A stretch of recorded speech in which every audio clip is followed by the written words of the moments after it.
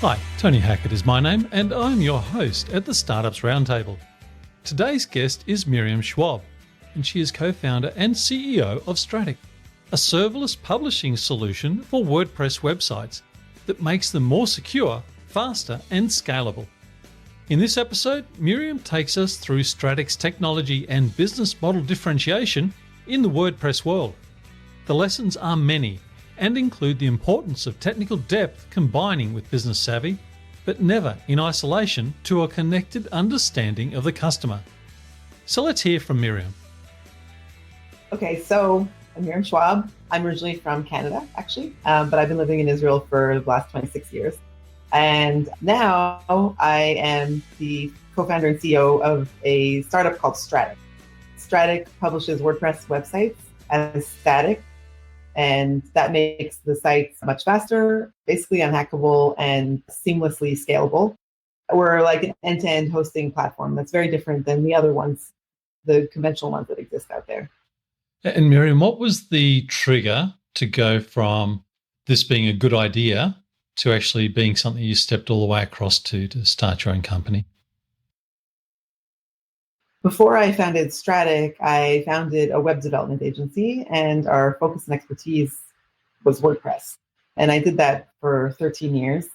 Towards the end of that period of time, we provided custom WordPress solutions to companies. So we weren't like a web agency where we took a theme and slapped it on. And we actually built themes from scratch, and we did a lot of customization for our customers.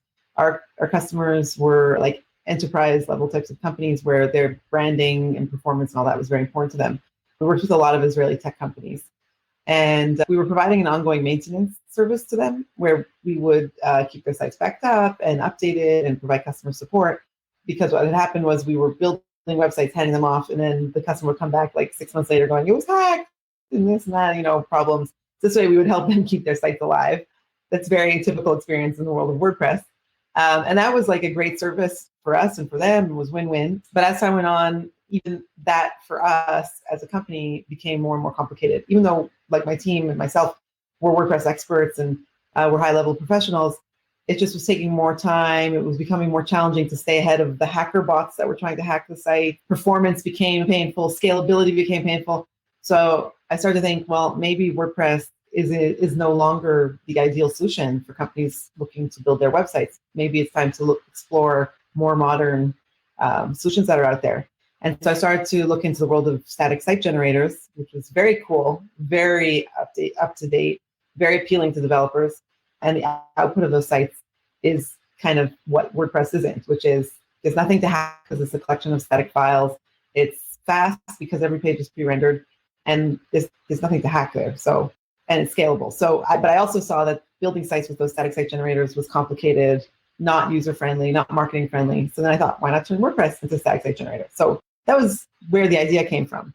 The development that gave me the confidence to pursue it as its own standalone project and potential startup, I saw that a local startup accelerator had open applications, and I decided, okay, I'm going to try. I'm going to apply, and if they bite, then maybe there's something here. And if not, then okay, it was a nice idea. And that was an amazing first step for me because I learned, about startup models, and I had access to a lot of really smart people and mentors. And that was the early stages, but it gave me the courage and the support to move forward.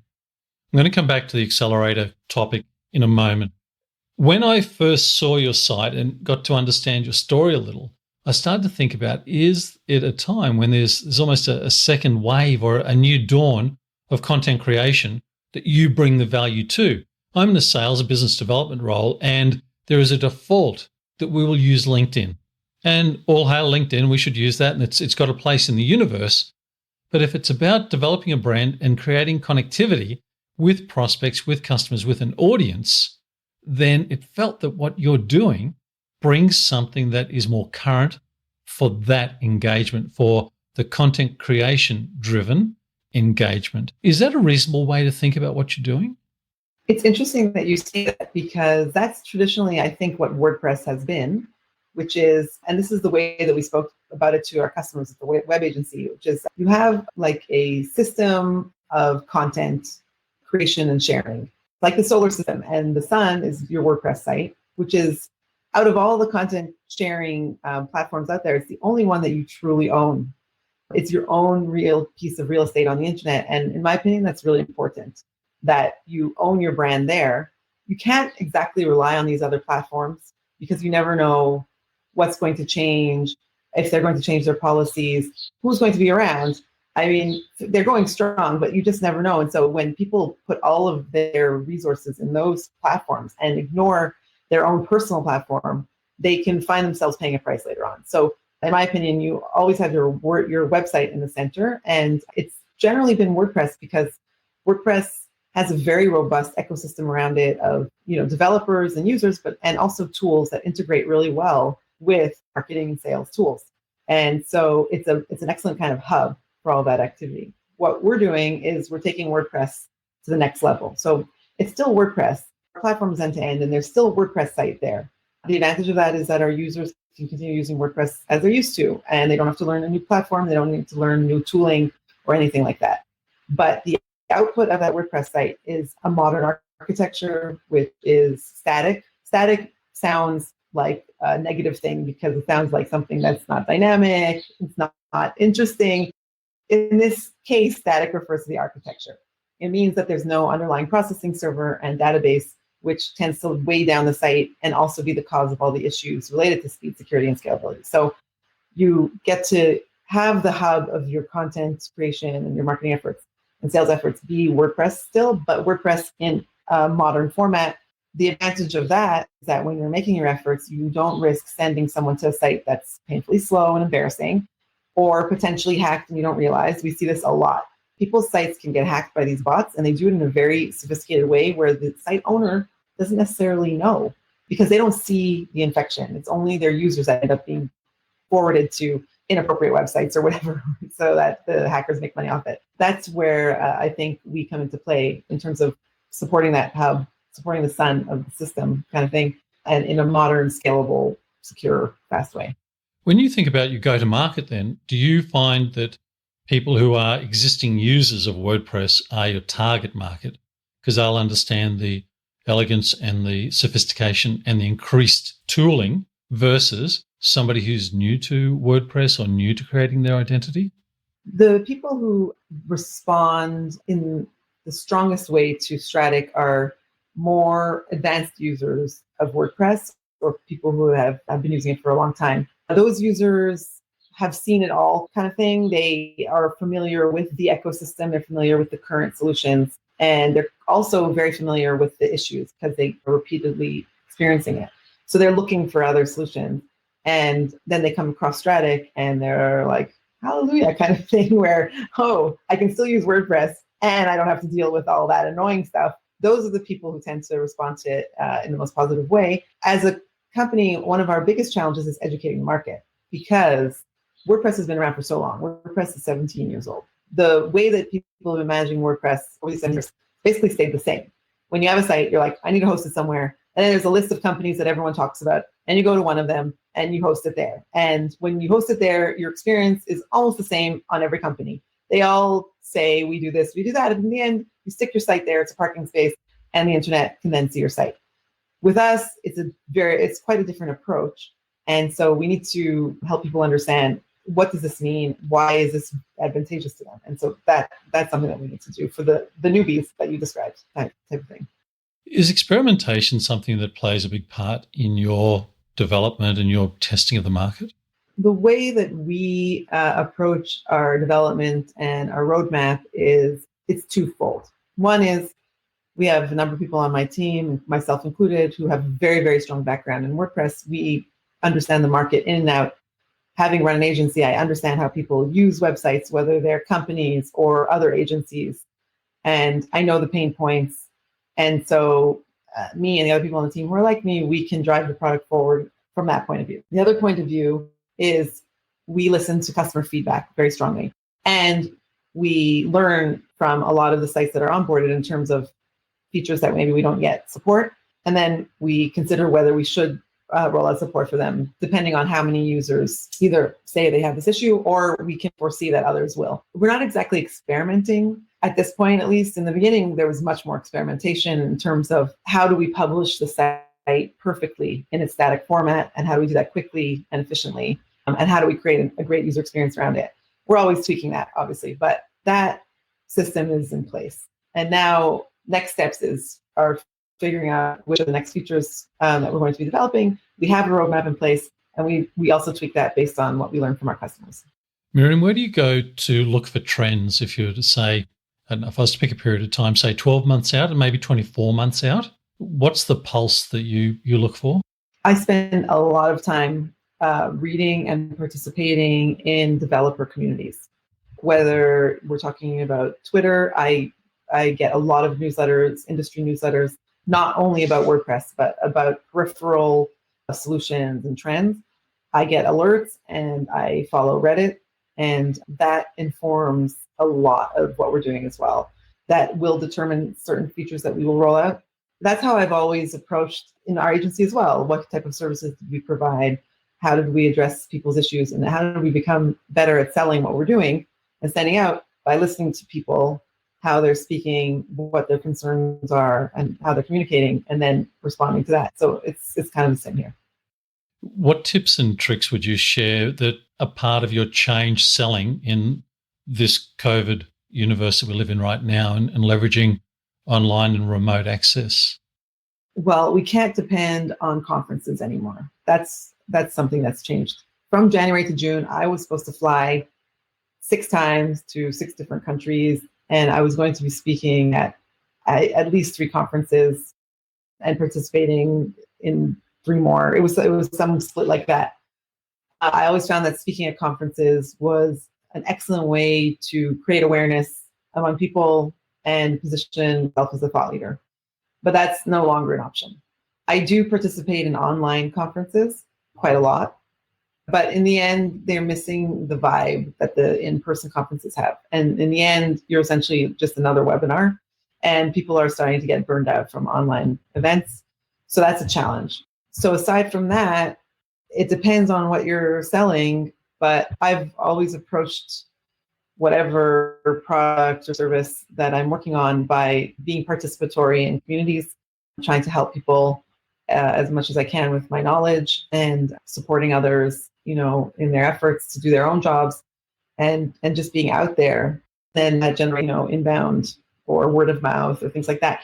That's like scalable to a certain extent at the beginning of a startup, but as we're at a inflection point where we need to start focusing on more scalable sales methods. And so we hired a director of marketing who's going to be leading that.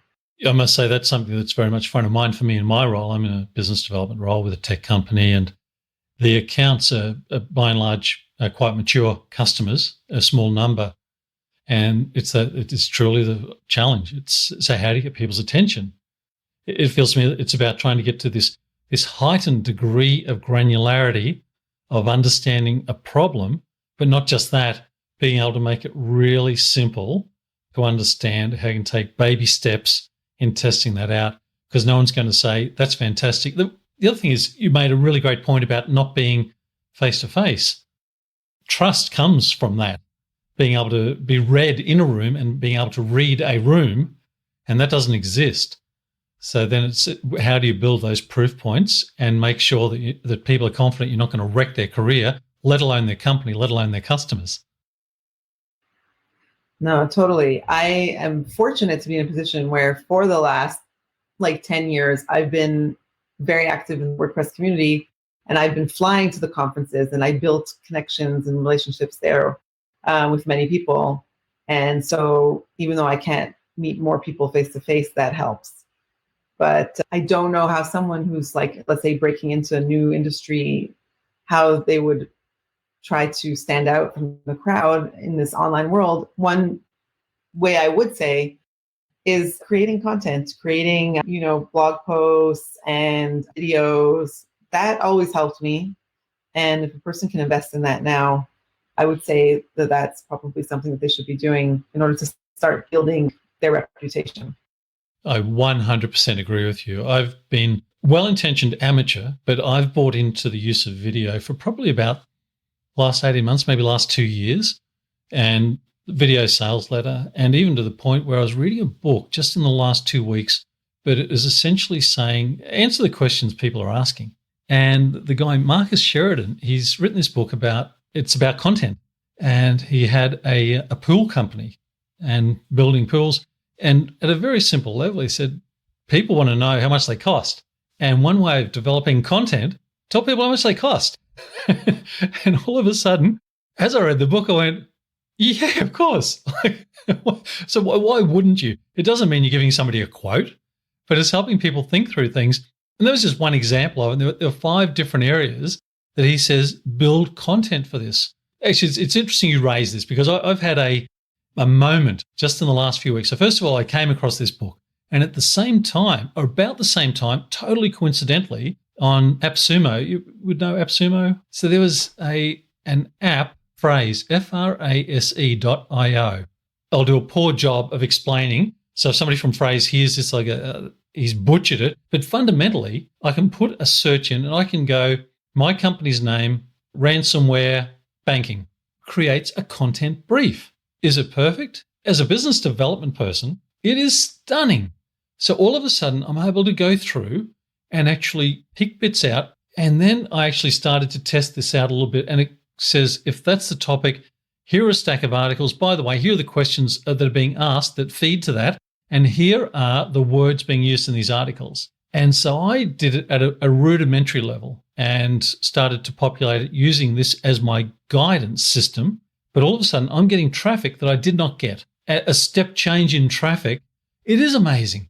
So this whole thing about rudimentary questions, answer questions people want answered, and then being able to go and draw things in, find references, produce the content. And it was about the same time that I found your company. And it was sort of this interesting connection of the universe for me that brought me to get in touch, and it's good of you to make the time available today. But in my mind, it is about content creation, because if you're not creating the content, how can anybody know what you stand for? Previously, it was an issue. Now I think it's an even bigger issue. How can somebody who doesn't really know you, who might have met you on a Zoom once, heard you speak for 30 words, how do you build that trust? Let them know your point of view. Start to communicate in a way that is knowledgeable and thought through, and to be able to do it in a way that is highly secure, fast delivery. I think the story that you're building, what you're building as a company, is really interesting. I don't need to be telling you that, but I'm just saying that my reflection on it is it's a pretty interesting time for you to be doing it. Yeah, it's interesting because of COVID, people are increasingly moving online or paying more attention to their online presences, and they're going to need to be focusing on their websites and their own brands. And so there's increased interest in different tools like ours. And what you said about creating content to answer questions, totally right. When we create whatever content we have on our site, and we need to update it more, but what we have so far has answered questions we kept seeing come up, whether people asked us, people asked online. So we addressed that, create content around it. And we have quite a nice amount of traffic coming to our site from this type of content. FAQs are an excellent piece of content that people should add to their sites, in my opinion. A lot of our users just go straight there, or they find the content by Googling it. And yeah, you're absolutely right about that. Miriam, could I ask for your commentary around diversity and inclusion, and from your experience and in a startup, how you think about that? I organized 5 WordCamp conferences in Israel for the WordPress community. WordCamps are the WordPress conferences that happen around the world, and I did 5 in Israel.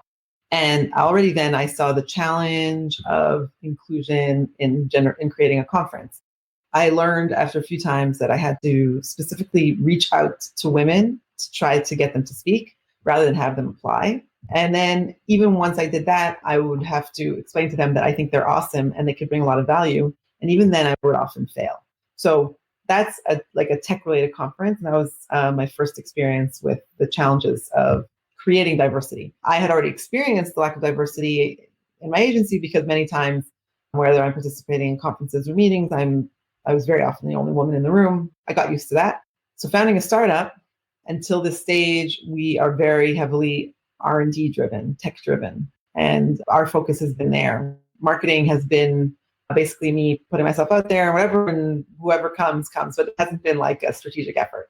When we're hiring tech talent and we put a job out there, we'll get, let's say 50 applications, 100 applications, and 1% of them will be women or some other minority. But I'm going to specifically focus on women because I guess that's a cause that's near to my heart. And that's the landscape. So in my opinion, with regards to women, what needs to happen is more focus on the earlier stages of young girls' lives where they are exposed more to this potential direction of STEM, science and technology, and encouraged to participate in that. And then encouraged to stay the path, because what happens is a lot of women end up retiring from the industry because it's very demanding and the hours don't work around them wanting to start a family. And so I think also workplaces need to create a much more family-friendly environment. Because we're early stage, we don't have the luxury of hiring people who we are then going, like juniors who are going to train yet. And right now we have to hire people who can hit the ground running. It tends to be men.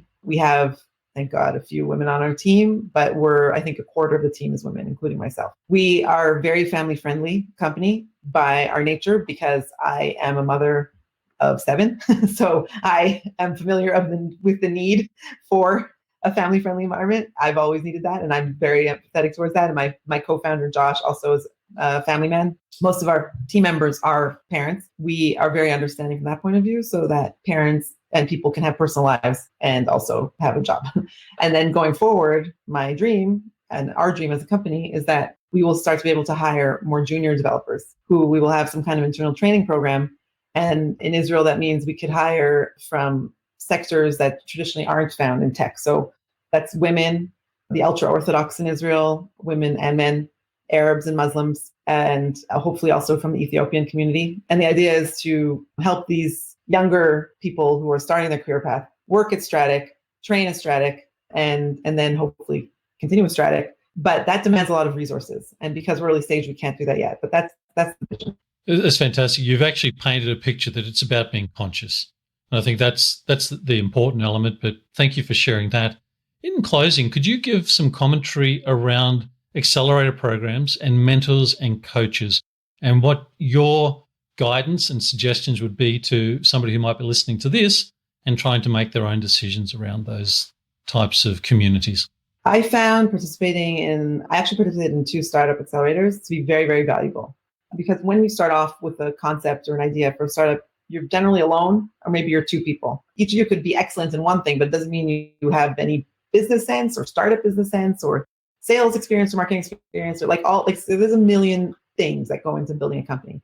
And then when you're in a startup accelerator, what a good one does is they have a network of mentors that they make available to the companies that are participating in their program. You can then reach out and ask someone who's a top expert in sales how they would suggest you approach X, or a top finance person how you should build out your business model. I found that very useful, and I highly recommend to anyone I talk to who has an idea that they're working on or they want to pursue that they should really try to be part of an accelerator. The accelerator is there to support you and promote you, and then they stay part of your journey even after, and that's very valuable as well. So, and even more valuable, or equally valuable, I would even say actually more valuable, is the connections that you make to other founders. Because as you're all going along your journey, you can consult with each other. How did you handle this? How did you handle that? Who's your lawyer? Who's your accountant? Incorporating here, incorporating there. When you have that network of other founders, you can learn from each other a lot. I highly recommend that. We have a number of advisors, like official advisors at Strattic, who are really smart, and we do turn to them when we need to. But it's not like an ongoing coaching thing or anything like that. It's like, how do we deal with this? And then we call him up. The Strattic story is an amazing story. I'm so glad to have been introduced to it today. And Miriam, thanks for taking the time and sharing your insights and tips for other people who might be looking to go the startup journey as well. So thanks very much. My pleasure. Thanks for having me. That's it for today. Hope you enjoyed this conversation with Miriam as much as I did. And as always, feedback is appreciated. Thanks for listening, and bye for now.